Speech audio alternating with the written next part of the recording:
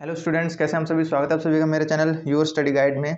दोस्तों, आज हम पढ़ेंगे केमिस्ट्री का चैप्टर नंबर फर्स्ट। ये इसके आगे वाला पार्ट, इससे पहले के दो पार्ट्स में मैंने यहाँ तक कवर करवा दिया था। आई होप आप सभी को अच्छे से समझ में आ गया होगा। तो चलिए अब हम स्टार्ट करते हैं। Pure substances can be further classified into elements and compounds. जो प्योर सब्सटेंसेज होते हैं, मैटर हमारे दो टाइप के होते हैं। मैंने बताया था मिक्सचर्स और प्योर सब्सटेंस। और आपके मिक्सचर्स में आ जाते हैं ये वाले होमोजीनियस मिक्सचर और हेट्रोजीनियस मिक्सचर। और प्योर सब्सटेंसेज में आ जाते हैं आपके एलिमेंट्स और कंपाउंड्स। ठीक है, तो pure substances can be further classified into elements and compounds. Pure substances को हम एलिमेंट्स और कंपाउंड्स में हम डिफाइन कर सकते हैं। An element consists of only one type of particles. These particles may be atoms or molecules. एक element के अंदर सिर्फ एक ही टाइप के पार्टिकल्स होते हैं और उन पार्टिकल्स को हम एटम्स और मॉलिक्यूल्स बोलते हैं। और एटम्स और मॉलिक्यूल्स के बारे में आपने अपनी पुरानी क्लासेस में पढ़ रखा है। 9th क्लास में, 10th क्लास में अच्छी तरह से पढ़ रखा है आपने। लेकिन इस चीज़ के बारे में आप इसकी जो नेक्स्ट चैप्टर है, चैप्टर नंबर 2 जो है इसी क्लास का 11th का, उसी में आप और ज़्यादा डीपली पढ़ोगे। जैसे sodium, copper, silver, hydrogen, oxygen, ये सभी एलिमेंट्स हैं और इनके अंदर एक ही टाइप के एटम्स होते हैं। ठीक है। However the atoms of different elements are different in nature. जो अलग अलग एलिमेंट्स के एटम्स जो होते हैं वो नेचर में भी अलग अलग ही होते हैं। कुछ एलिमेंट्स ऐसे होते हैं जैसे सोडियम हो गया और कॉपर हो गया, इनके अंदर सिर्फ सिंगल एटम ही होता है जो एक दूसरे को हेल्ड करके रखते हैं, जैसे अपने कॉन्स्टिट्यूएंट पार्टिकल्स की तरह। ठीक है। और वहीं जो दूसरे एलिमेंट्स होते हैं, जैसे दो या दो से ज़्यादा एटम्स जब कंबाइन होते हैं तो वो मॉलिक्यूल बनाते हैं एक एटम का। ठीक है, एलिमेंट का एक मॉलिक्यूल बनाते हैं। इसीलिए हाइड्रोजन, नाइट्रोजन और ऑक्सीजन गैसेस जो हैं उनके अंदर मॉलिक्यूल्स होते हैं जिनके अंदर दो एटम्स कंबाइन होते हैं उनके रिस्पेक्टिव मॉलिक्यूल्स के साथ। और इसको इस एग्जांपल में समझाया गया है नीचे, ये देखिए।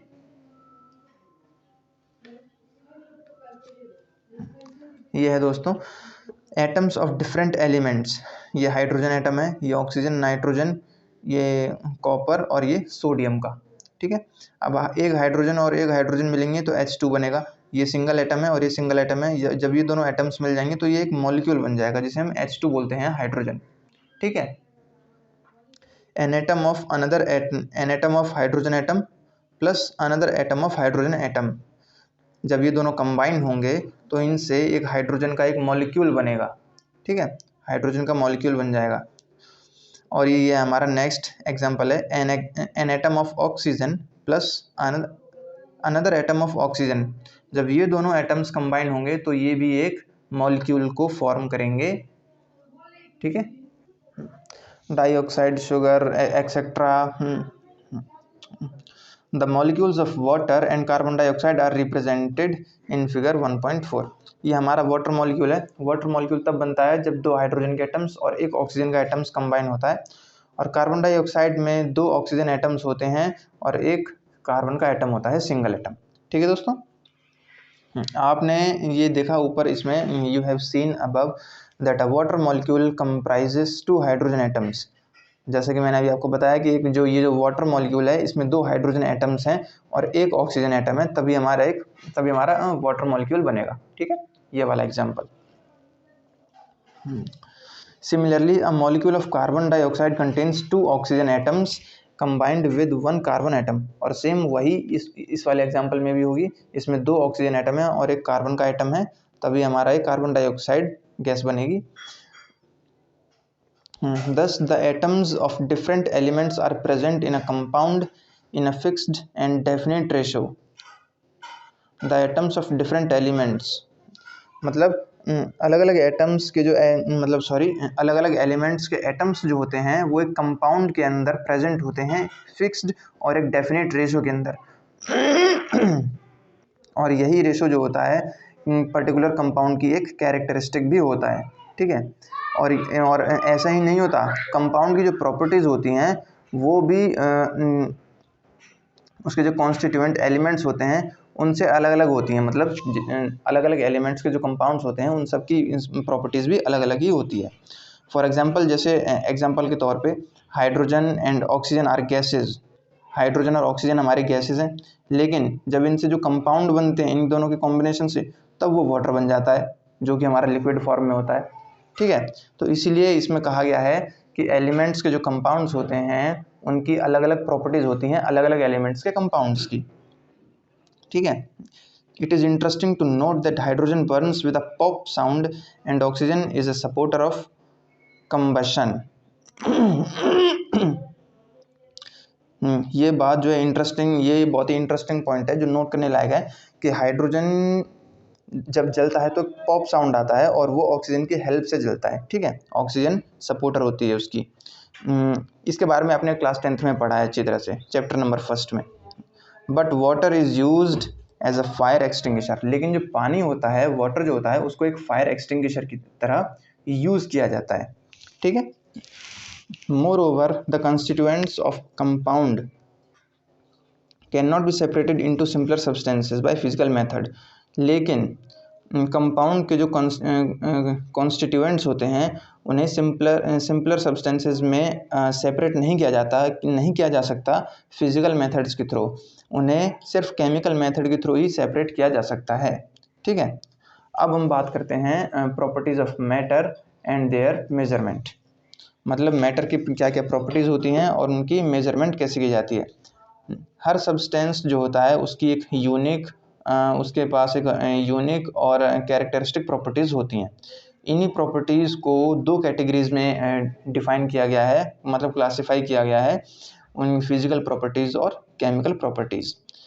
फिज़िकल प्रॉपर्टीज़ क्या होती हैं? फिज़िकल प्रॉपर्टीज़ वो सारी प्रॉपर्टीज़ होती हैं जिनमें हम उनकी आइडेंटिटी को या उनके सब्सटेंस के कंपोजिशन को चेंज किए बिना ही उनको हम इजीली मेज़र कर सकें, उन्हें हम कहते हैं फिज़िकल प्रॉपर्टीज़। ठीक है दोस्तों, एक बार फिर से रिपीट कर देता हूँ। मैटर की प्रॉपर्टीज़ और उसके मेज़रमेंट को इसमें हम पढ़ेंगे। तो मैटर की दो प्रॉपर्टीज़ होती हैं, फिज़िकल प्रॉपर्टीज़ और केमिकल प्रॉपर्टीज़। अब मैटर की फ़िज़िकल प्रॉपर्टीज़ को मेज़र किया जाता है उन सब्सटेंस की कंपोजिशन को चेंज किए बिना ही या फिर उसकी आइडेंटिटी को चेंज किए बिना ही उसको मेज़र किया जाता है, उसे हम फिज़िकल प्रॉपर्टीज़ कहते हैं। ठीक है, और इसके कुछ एग्जांपल भी हैं, जैसे कलर हो गया, colour, odour, melting point, boiling point, density, ये सभी हमारी फिज़िकल प्रॉपर्टीज़ के अंदर आ जाती हैं।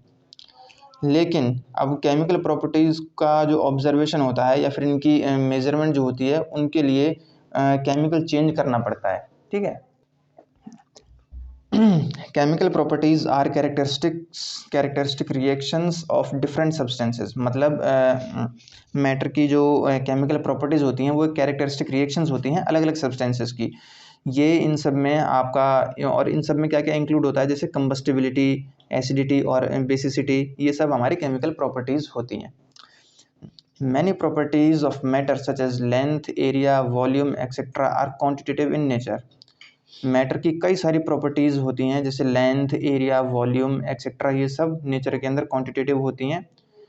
कोई भी क्वांटिटेटिव ऑब्जर्वेशन या फिर मेज़रमेंट एक यूनिट से फॉलो करी जाती है और उसी यूनिट से उसको रिप्रेजेंट भी किया जाता है।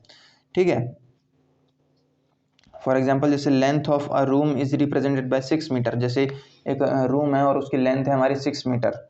ठीक है, तो 6 जो है हमारा ये नंबर है और ये मीटर को डिनोट कर रहा है, मतलब हाँ metre. The unit of length which the length is measured. ठीक है, मतलब रूम की जो मेज़रमेंट है उसको मीटर में मेज़र किया गया है। Two different systems of measurement, that is the English system and the metric system. किसी भी चीज़ को मेज़र करने के लिए, प्रॉपर्टी को मेज़र करने के लिए दो सिस्टम बनाए गए हैं, और जिनमें हमारा इंग्लिश सिस्टम है और हमारा मैट्रिक सिस्टम भी है। Were being used in different parts of the world. और इन सभी को काफ़ी लंबे टाइम से जो वर्ल्ड के अलग अलग पार्ट्स में, अलग अलग कंट्रीज़ में इनको यूज़ किया जा रहा है। मैट्रिक सिस्टम जो है वो फ्रांस में बना था लेट 18th सेंचुरी में, ठीक है। और ये बहुत ही ज़्यादा कन्वीनियंट मेथड था। क्यों? क्योंकि ये एक डेसिमल सिस्टम पे बेस्ड था, डेसिमल सिस्टम मेथड पे ये बेस्ड था। The need of a common standard system was being felt by the scientific community. Such a system was established in 1960 and is discussed below in details. तो दोस्तों आज की class हमारी बस यहीं तक थी। इसके जो ये वाला पार्ट जो है मैं आपको ये नेक्स्ट वीडियो में नेक्स्ट क्लास में बताऊंगा। आई होप आप सभी को मेरा तरीका समझ में आया होगा। अगर समझ में आया तो प्लीज़ वीडियो को लाइक करें, शेयर करें और सब्सक्राइब करें। मिलेंगे नेक्स्ट क्लास में, तब तक के लिए थैंक यू।